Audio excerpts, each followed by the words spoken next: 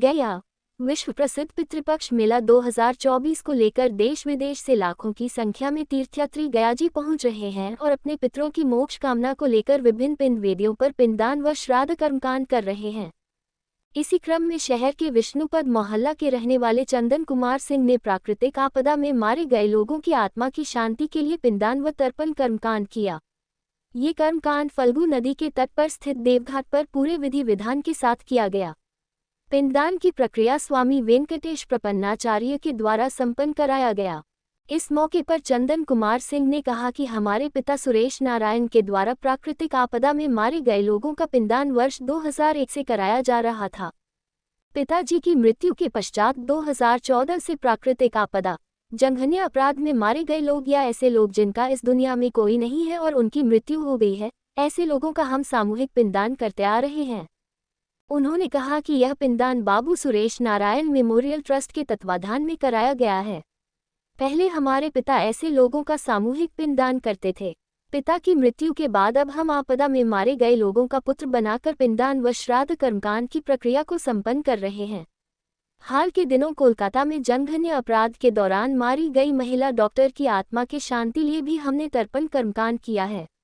आगे भी हमारा ये कार्य जारी रहेगा। किनका आज पिंडदान आप लोग किए हैं? आज ये 24वें वर्ष में बाबू सुरेश नारायण मेमोरियल ट्रस्ट के द्वारा आहूत सभी वर्ग और समाज के लिए किया जाता है ये पिंडदान। जिनका इस दुनिया में कोई नहीं है, जिनका इस दुनिया में कोई नहीं है, उसके लिए भी पिंडदान और तर्पण उनके ट्रस्ट के द्वारा किया जाता है।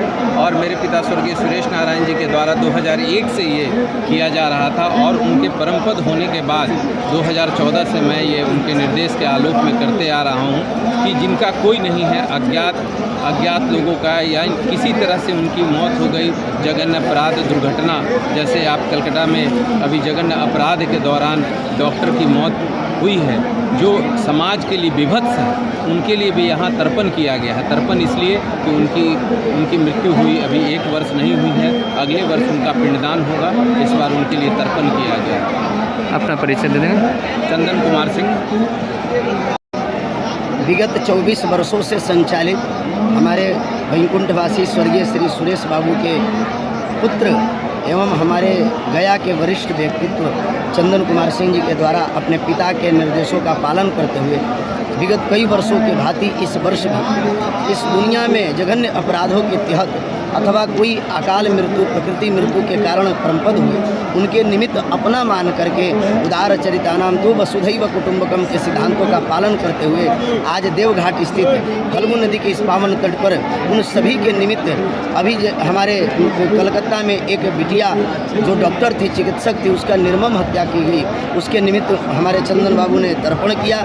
यही हमारे सनातन धर्म की वैशिष्टता है, जहाँ सब लोग अपने हैं, जहाँ कोई पराया नहीं है, उनको अपनत्व मान करके, अपना मान करके आज गया जी में उन्होंने श्राद्ध किया ताकि उनके मृत आत्माओं को शांति मिले।